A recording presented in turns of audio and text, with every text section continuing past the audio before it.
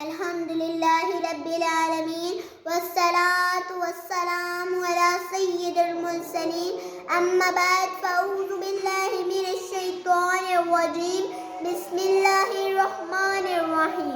صدر علی وقار، محترم اساتذہ اکرام اور میرے ہم مکتب ساتھیوں، السلام علیکم۔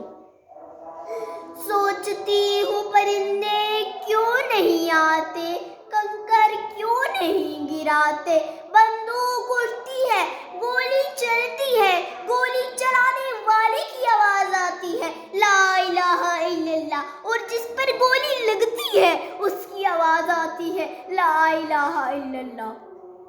سوچتی ہوں پرندے کیوں نہیں آتے، کنکر کیوں نہیں گراتے۔ صدر علی وقار، جب قاتل بھی مسلمان ہو مقتول بھی مسلمان، قاتل کا بھی وہی نعرہ مقتول کا بھی وہی نعرہ، قاتل کا بھی وہی کعبہ مقتول کا بھی وہی کعبہ، قاتل کا بھی وہی کعبہ مقتول کا بھی وہی کعبہ۔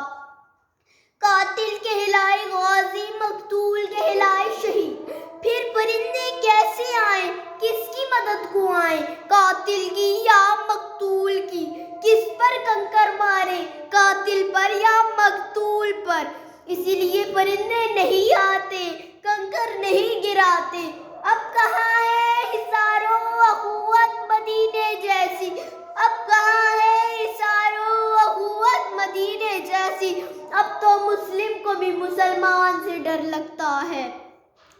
آج سے 6 سال قبل وہ دن کس کو یاد نہیں جب پھولوں کے شہر پشاور میں خون کی داستانیں رقم کی گئی، چھوٹے بڑے ہر ایک کے دماغ پر نہ مٹنے والی نقوش چھوڑ گئی۔ اس قیامت کو بیان کرنے کے لیے نہ مجھ میں سکت ہے اور نہ میرا قد اس کا احاطہ کر سکتا ہے، کیونکہ کہیں لب پر لبیاتی کے نعرے تھے، کہیں بستے پڑے تھے، کہیں کتابیں اور کہیں بچے شہادت کا رتبہ پا چکے تھے۔